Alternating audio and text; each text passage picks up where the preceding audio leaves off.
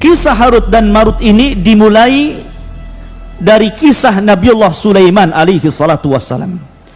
Jadi sebelum Nabi Sulaiman alaihi salatu wassalam diutus menjadi nabi dan rasul, syayatin al-jin ini mereka senantiasa naik ke langit. Kita tahu bahwa Allah Subhanahu wa taala ketika mewahyukan wahyunya, maka yang pertama kali mendengar wahyunya adalah Jibril alaihi salatu wassalam. Jadi ketika Allah Subhanahu wa taala hendak menurunkan wahyu, maka suara wahyunya itu seperti rantai yang bersuara gemerincing yang seolah-olah dipukulkan di batu, dan itu membuat seluruh malaikat langit pingsan. Maka yang pertama bangunlah Jibril alaihi salatu wassalam. Maka Allah Subhanahu wa taala mewahyukan kepada Jibril wahyu yang akan terjadi di permukaan bumi. Ini menunjukkan bahwa Jibril lah yang berhak mendapatkan wahyu. Sebab kalau seluruh malaikat mendengarnya, maka apa keistimewaan Jibril daripada seluruh malaikat? Tidak ada istimewanya. Maka hanya Jibril yang mendengar. Setelah Allah Subhanahu wa taala kemudian mewahyukan kepada Jibril, dan selesai mewahyukan kepada Jibril, barulah kemudian seluruh malaikat terbangun dari pingsannya. Dan mereka bertanya kepada Jibril, "Madza qala rabbukum ya Jibril?" Apa yang difirmankan kepadamu wahai Jibril dari Rabbmu? Maka Jibril pun menceritakan apa yang diperintahkan Allah kepada dirinya. Maka semuanya mengatakan qalul haq, qalul haq, qalul haq. Artinya yang diwahyukan adalah semuanya kebenaran. Lah ketika Jibril ini mewahyukan kepada malaikat-malaikat yang lain, memberikan wahyu Allah kepada malaikat-malaikat yang lain, syaitan, jin itu mereka naik ke langit. Ya, mereka itu naik ke langit sampai di maqaidas sam', ada tempat-tempat pos-pos mereka. Ya, ada pos-pos mereka, tempat mereka mencuri dengar apa yang dibicarakan Jibril dengan seluruh malaikat yang akan terjadi di permukaan bumi. Ya. Dan ketika itu langit belum dijaga oleh bintang, artinya bintang belum difungsikan untuk melempar syaitan, sehingga mereka leluasa mendengar wahyu. Ya. Setiap mereka mendengarkan wahyu satu kalimat, maka mereka akan memberikan informasi kepada jin yang di bawahnya, jin yang di bawahnya, jin yang di bawahnya. Terkadang mungkin bisa 100 jin, 1000 jin, ya. Tapi yang benar ini jin pertama saja. Jadi jin yang mendengar ini saja yang benar. Ketika disampaikan ke yang kedua, yang ketiga ini sudah ditambahi kedustaan. Kemudian yang kedua, yang ketiga ditambah lagi dusta, ditambah lagi dusta, ditambah lagi dusta. Maka 99% kedustaan, 1% saja yang benar. Jadi kalau seandainya jin itu naik sampai 1000 jin, ya, bertingkat-tingkat sampai ke atas, berarti satu yang benar, 999 itu dusta. Atau kalau mungkin 100, berarti satu yang benar, 99 dusta. Itu yang sampai ke jin yang paling bawah. Makanya kenapa para dukun itu sebenarnya kadzabun, para pendusta, karena lebih banyak dustanya daripada benarnya. Maka sampai jin yang bawah, maka mereka akan mencari para kuhan, mencari para dukun paranormal untuk memberikan kepada mereka kabar tentang gaib menurut manusia. Kemudian mereka akan barter informasi, di mana jin akan memberikan informasi kepada dukun, dan dukun akan memberikan kekufurannya kepada jin, penyembahannya kepada jin. Mereka berbisnis dalam kekufuran, ya kan? Akhirnya ketika Nabiullah Sulaiman alaihi salatu wassalam Allah angkat menjadi nabi dan rasul. Ingat ikhwan, dari seluruh keturunan Yakub atau Bani Israel, Yakub itu Israel, maka seluruh keturunannya adalah Bani Israel. Yakub itu memiliki 12 anak, 12 putra, salah satunya Yusuf dan Binyamin. Lah dari 12 putra Yakub inilah kemudian lahir keturunan-keturunan Yakub yang disebut dengan Bani Israel. Lah Bani Israel ini terbagi menjadi dua. Ada yang Allah karuniakan dari keturunannya para nabi dan rasul, dan ada yang Allah karuniakan dari keturunannya menjadi para penguasa dan raja. Ya. lah ada dua nabi yang Allah gabungkan antara nubuwah dan juga kerajaan. Siapa? Pertama Nabi Daud alaihi salatu wasalam. Allah gabungkan bukan hanya sebagai nabi, tapi dia juga sebagai raja. Padahal sebelumnya kalau raja saja, kalau nabi saja ya. Tapi Daud Allah gabungkan dua kenikmatan, nabi dan juga raja ya. Kemudian setelah Daud meninggal dunia, warisan ini diberikan kepada ibnu Daud, Sulaiman alaihi salatu wassalam. Allah gabungkan juga dua kekuasaan ini, jadi nabi dan juga jadi raja. Bahkan dia raja dari seluruh para raja di zamannya. Makanya sering saya katakan bahwa di dunia ini yang pernah berkuasa, menguasai dunia secara jumlah hanya ada 4, yang 2 mukmin dan 2 kafir. Yang satu Nabi Sulaiman, dia menguasai dunia, dia mukmin. Kemudian yang kedua Dzulqarnain, dia menguasai dunia dan dia mukmin. Kemudian yang 2 kafir, pertama Raja Namrud, yang ketiga, yang keempat Bukhtun Nasr, yang telah menyerbu negeri Palestina dan memperbudak bangsa Yahudi ya. Ada yang mengatakan, ikhwatu fiddin yang dimuliakan Allah Azza wa Jalla, jadi ketika Sulaiman ini Allah berikan mukjizat bahwa dia diberikan seluruh kekuasaan yang ada di alam semesta, maksud di alam bumi ini, dia bisa menaklukkan seluruh binatang, dia bisa menaklukkan manusia dan juga jin, semua tunduk kepada Sulaiman. Makanya dia berdoa kepada Allah, Rabbi habli, ya Allah berikan kepadaku mulkun la yambagi ahadun ba'di, begitu ya. Jadi ya Allah berikan kepadaku satu kerajaan yang kerajaan ini tidak bisa dimiliki siapapun setelahku, karena dia bisa menguasai semuanya ya kan? Dia bisa menguasai manusia, dia bisa menguasai jin, dan dia bisa menguasai seluruh hewan-hewan. Bayangkan, Anda bisa bayang pasukan Sulaiman ini ya kan? Dia memiliki pasukan yang sangat kuat karena jin takluk kepada Sulaiman ya. Lah ketika itu ikhwatu fiddin yang dimuliakan Allah Azza wa Jalla, Sulaiman ini punya katib, tukang catat ya kan.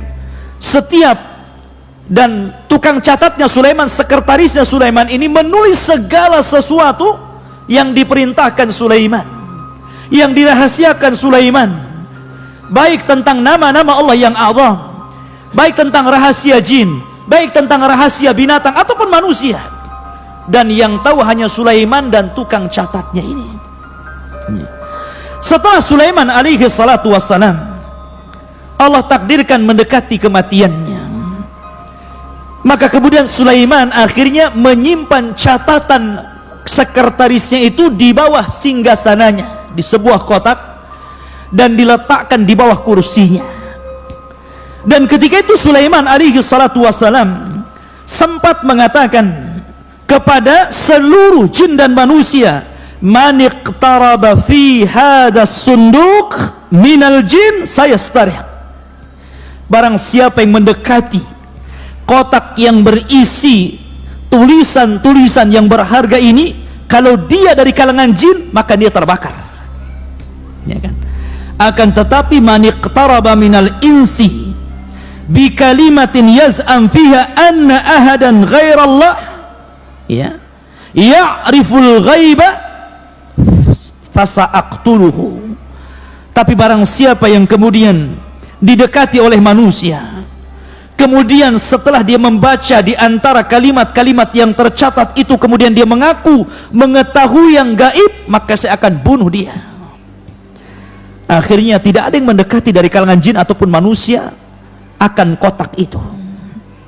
Maka ketika Sulaiman meninggal dunia dan tidak ada yang tahu meninggalnya, bagaimana tidak ikhwatu fiddin? Tidak ada yang tahu, bahkan jin tidak tahu Sulaiman mati. Sulaiman hanya duduk di singgasananya, kemudian rayap memakan singgasananya, kemudian setelah rapuh roboh barulah mereka tahu Sulaiman meninggal. Artinya di sini bahwa kalau memang jin adalah rujukan para dukun, paranormal, dan mereka mengaku sesuatu yang gaib padahal tidak ada yang mengetahui kecuali Allah Azza wa Jalla, jin saja tidak tahu yang gaib pada rujukannya. Jin tidak tahu kematian Sulaiman. Sulaiman sudah mati, jin tidak tahu. Macam mana kemudian para dukun mengetahui hal-hal yang gaib sementara rujukannya tidak tahu yang gaib? Ma'asyiral muslimin rahimani wa maka setelah Sulaiman meninggal dunia, kemudian generasi yang mentauhidkan Allah Azza wa Jalla sudah mulai punah. Datanglah generasi berikutnya yang mereka sudah terpengaruh akidahnya. Akhirnya kemudian syaitan datang kepada kaum Babil, kaumnya Sulaiman alaihi salatu wasallam, menjelma menjadi seorang manusia yang sangat saleh.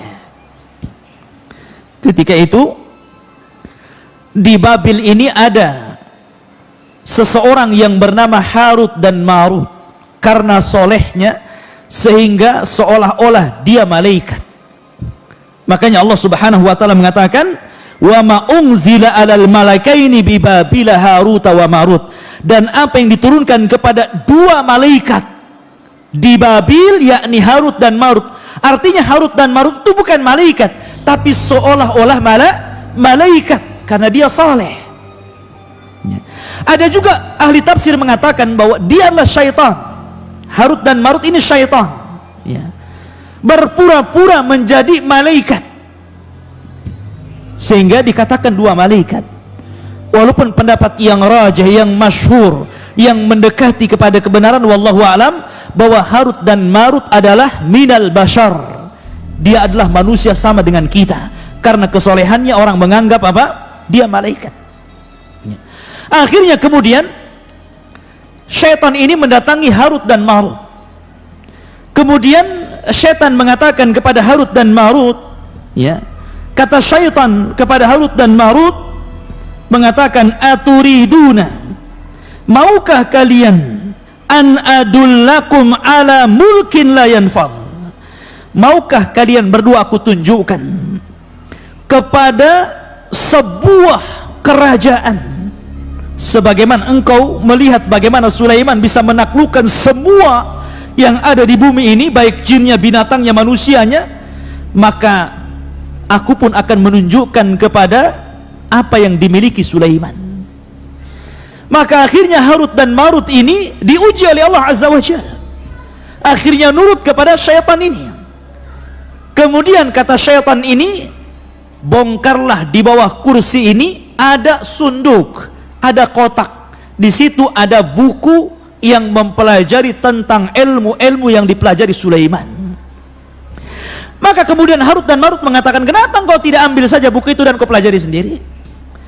Syaitan ketakutan. Kenapa? Karena janji Sulaiman mengatakan, barang siapa yang mendekati sunduk ini dan dia adalah jin dan syaitan, maka terbakar dia. Gak berani, ya kan? Gak berani dia. Akhirnya menyuruh Harut dan Marut menggalinya. Dan setelah dibongkar kursinya, ternyata dia mendapatkan satu kotak dan berisi catatan ilmu Sulaiman tentang sihir, menaklukkan jin, menaklukkan binatang, dan begitu seterusnya.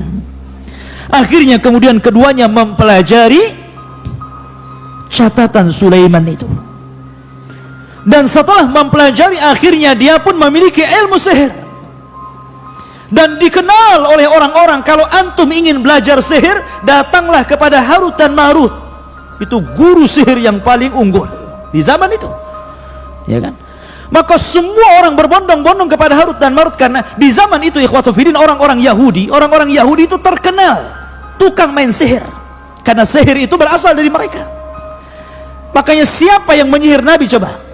Yahudi. Labid bin Asam, seorang Yahudi yang menyihir Nabi. Nabi disihir, diambil sisirnya Nabi, Mishtah dan rambutnya Nabi serta sisir yang biasa bersisir Nabi diambil oleh Labid bin Asam, kemudian dijadikan buhul untuk menyihir Nabi, dan berhasil, ya kan? Karena sihir itu pasti ada buhulnya. Min syarri nafratha tifil uqad. Uqad itu artinya buhul. Setiap sihir itu ada buhulnya, ya. Maka kemudian, dan buhul itu biasanya diambil dari orang yang akan disihir, entah pakaiannya, entah mungkin rambutnya, entah kukunya, pokoknya dari badan si tukang sihir itu yang akan disihir tadi. Maka akhirnya kemudian diambillah rambut dan sisir Nabi SAW, kemudian dimantra-mantrai oleh Labid bin Asam Yahudi ini, kemudian diletakkan dalam sumur. Bayangkan, bukunya diletakkan dalam sumur. Akhirnya Nabi terkena sihir, sehingga dia terhayalkan dia sudah menggauli istrinya, padahal tidak. Seolah-olah dia telah menggauli istrinya, padahal nggak menggaulinya. Tapi ikhwatu fiddin, akidah ahli sunnah bahwa karena ada orang yang berusaha melemahkan hadis ini. Hadis ini berusaha dilemahkan, ya kan, oleh sebagian orang-orang yang tidak suka dengan sunnah. Mereka mengatakan tidak mungkin Rasul kena sihir. Bukankah Rasul maksum? Bukankah Rasul terjaga? Ikhwan, ya. Tidak ada kaitan Rasul kena sihir dengan kemaksuman Rasul. Tidak ada kaitannya. Justru sebenarnya ini menguatkan bahwa Nabi kita Muhammad sallallahu alaihi wasallam itu abduhu wa rasuluhu. Dia adalah hamba, makan seperti kita, minum seperti kita, tidur seperti kita, dan terkena sihir seperti kita terkena sihir. Ya. Tidak ada kaitan antara maksum dengan sihir. Karena Allah Subhanahu wa taala berfirman, "Ya ayyuhar rusul, balligh ma unzila ilaika, fa illam taf'al fama ballagta risalatah, wallahu ya'simuka minan nar." Wallahu ya'simuka minan nar. Allah yang memberikan kemaksuman kamu di hadapan manusia. Ya. Tidak ada kaitan antara maksum dengan kena sihir. Ya. Dan ini justru memperkuat bahwa Rasul kita manusia, bukan malaikat yang tidak bisa terkena sihir. Ya. Ma'asyiral muslimin rahimani wa rahimakumullah, maka Jibril kemudian turun kepada Rasul sallallahu alaihi wasallam atau malaikat yang lainnya, kemudian meruqyah Rasul sallallahu alaihi wasallam. Akhirnya turunlah surat yang dikenal dengan Muawwidzatain, Qul a'udzu birabbin nas dan Qul a'udzu birabbil falaq. Dengan kedua ayat ini malaikat meruqyah Rasul. Akhirnya ketahuan buhulnya di sumur tadi. Siapa yang menyihir Rasul? Yahudi. Ya. Makanya kenapa haddus sahir qatal? Kata Nabi SAW, balasan dalam Islam bagi para pelaku sihir dipenggal, dharbatu bisayf, dipenggal lehernya. Makanya Umar pernah memenggal tukang sihir, Hafsah pernah memenggal tukang sihir. Apakah perlu dimintai tobat? Kata para ulama, ada yang mengatakan perlu dimintai tobat selama 3 hari. Kalau dia bertobat maka diampuni, kalau tidak maka dipenggal. Tapi pendapat yang rajah, yang kuat, tidak perlu dimintai tobat, langsung dipenggal lehernya. Itu pendapat yang kuat. Karena kerusakan sihir ini melebihi kerusakan yang lainnya.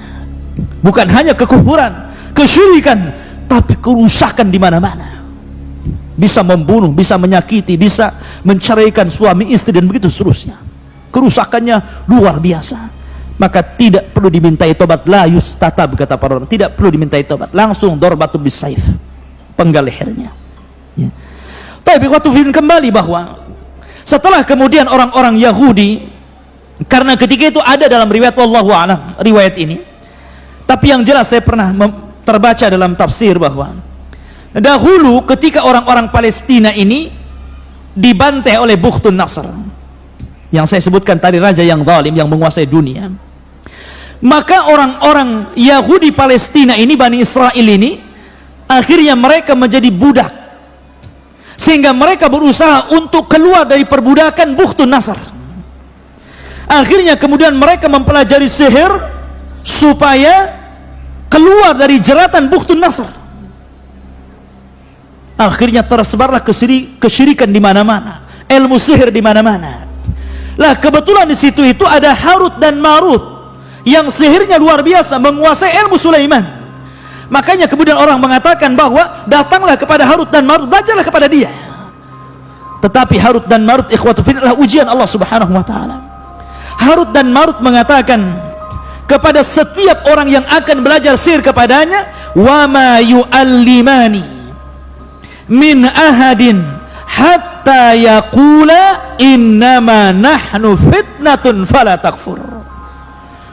Maka Harut dan Marut tidaklah mengajarkan sihir kepada siapapun dari kalangan Bani Israel, kecuali keduanya pasti mengatakan, sebelum kamu belajar sihir kepada aku, saya ingatkan, sihir ini fitnah, nanti setelah aku ajarkan sihir jangan pernah kufur kepada Allah. Baik, bagus kan kalimatnya. Sebagian mereka ada yang kembali tidak mempelajari sihir, tapi sebagian juga ada yang kemudian berusaha mempelajari sihir. Tapi apa kenyataannya? Kenyataannya apa yang dikatakan Harut dan Marut tidak sebagaimana yang diiyahkan mereka. Justru kenyataannya setelah mereka mempelajari sihir dari Harut dan Marut, justru kondisinya makin rusak. Perdukunan di mana-mana, sihir di mana-mana, sampai hari ini. Sampai hari ini sihir itu di mana-mana. Ya. Ikhwatu fiddin yang dimuliakan Allah Azza wa Jalla. Barulah ikhwatu fiddin zaman terus berjalan, maka Allah Subhanahu wa taala setelah mengutus Nabi kita Muhammad sallallahu alaihi wasallam, barulah Allah memfungsikan bintang di situ. Bayangkan, zaman Nabi Sulaiman sampai ke zaman Rasul itu ribuan tahun, ikhwan. Bukan puluhan tahun, bukan ratusan tahun, ribuan tahun. Baru Allah Subhanahu wa taala yahrusus sama, menjaga langit dari syaitanir rajim. Dengan cara apa? Memfungsikan bintang. Sehingga ketika itu ikhwatu fiddin, syaitan tidak bisa naik lagi ke langit. Mereka hanya berputar-putar di bumi dan tidak bisa naik ke langit. Setiap mereka naik ke langit, maka mereka akan ditembak oleh meteor dan mati. Sehingga mereka tidak berani. Di zaman Rasul tidak ada syaitan yang berani masuk ke langit. Dan ini menunjukkan tentang bagaimana Allah Subhanahu wa taala menjaga keotentikan risalah Rasul. Inna nahnu nazzalna dzikra wa inna lahu lahafizun. Kami yang menurunkan Al-Quran, kami yang menjaganya. Sebab kalau seandainya syaitan ini naik, maka akan tercampur antara perkataan Allah dan perkataan dukun. Al-Quran terjaga, maka mereka tidak bisa naik ke langit karena mereka akan ditembak. Ya. Ma'asyiral muslimin, kemudian Allah Subhanahu wa taala mengatakan, fayata'allamuna minhuma ma yufarriquna bihi bainal mar'i wa zawji. Maka kemudian orang-orang Bani Israel, orang-orang Yahudi itu mempelajari dari keduanya Harut dan Marut apa yang bisa memisahkan antara suami dan istri. Perlu catatan ikhwan, sihir dahulu dengan sihir sekarang itu ada kemiripan. Sihir yang banyak di masyarakat kita dan juga di masyarakat dahulu sebelum Islam itu berkisar di antara dua sihir. Yang pertama as-sarfu dan yang kedua al-atfu. Itu yang banyak sihir. Pertama as-sarfu, yakni memalingkan suami istri suruh bercerai. Terkadang ada suami yang kena sihir melihat istrinya tidak suka, malas untuk melakukan hubungan dengan istri, padahal hubungan itu syar'i, ya kan? Malas untuk mendekati istrinya, atau mungkin sebaliknya, akhirnya ujung-ujungnya cerai. Atau yang kedua al-atfu, sebaliknya, ya, sebaliknya menanamkan kecintaan kepada keduanya, atau menanamkan kecintaan kepada wanita orang, atau bahasa kita mungkin ilmu pelet begitu ya, supaya orang dekat dengan dia. Dan ghalibus sihri hakadha, umumnya sihir seperti itu. Namun ada juga sihir yang ganas yang sampai membunuh, ikhwan. Naudzubillah. Ya. Maka di sini Al-Quran mengatakan bahwa mereka mempelajari sihir itu apa yang bisa memisahkan antara suami istri. Wa ma hum bidharina bihi min ahadin illa biiznillah. Tapi ingat bahwa sihir apapun tidak akan memadaratkan siapapun kecuali atas izin dari Allah Subhanahu wa taala. Seandainya tukang sihir ini berkumpul di dunia kemudian hendak menyihir antum, kalau seandainya Allah tidak mengizinkan sihir itu terkena antum, antum tidak akan terkena sihir. Karena Rasul mengatakan, seandainya seluruh manusia berkumpul, jinnuhum wa insuhum, manusia dan jinnya, ada an yadurruka bi syai'in lan yadurruka illa bima qad kataballahu lak. Tidak akan sampai madarat itu kepadamu kecuali memang madarat itu sudah ditetapkan di Lauhil Mahfuz. Ya. Kemudian wa yata'allamuna ma yadurruhum wa la yanfa'uhum, dan mereka mempelajari apa yang memadaratkan mereka dan tidak bermanfaat. Sihir itu tidak ada manfaatnya sedikit pun, bahkan akan mengantarkan kepada kekufuran. Sihir itu tidak manfaat, ikhwan. Maka jangan pernah mempelajari sihir. Jangan pernah, ya. Kemudian walaqad alimu laman ishtarahu ma lahu fil akhirati min khalaq wala bi'sa ma syaraw bihi anfusahum law kanu ya'lamun. Dan sungguh mereka sudah tahu barang siapa membeli menggunakan sihir itu niscaya tidak akan mendapatkan keuntungan di akhirat. Dan sungguh sangatlah buruk perbuatan mereka yang menjual dirinya dengan sihir sekiranya mereka mengetahuinya. Walau annahum amanu wattaqau lamathubatun min indillahi khairun law kanu ya'lamun. Dan jika mereka beriman dan bertakwa, pahala dari Allah pasti lebih baik sekiranya mereka mengetahui. Subhanakallah bihamdika asyhadu an la ilaha illa anta astaghfiruka wa atubu ilaik. Allahu ta'ala alam. Assalamualaikum warahmatullahi wabarakatuh.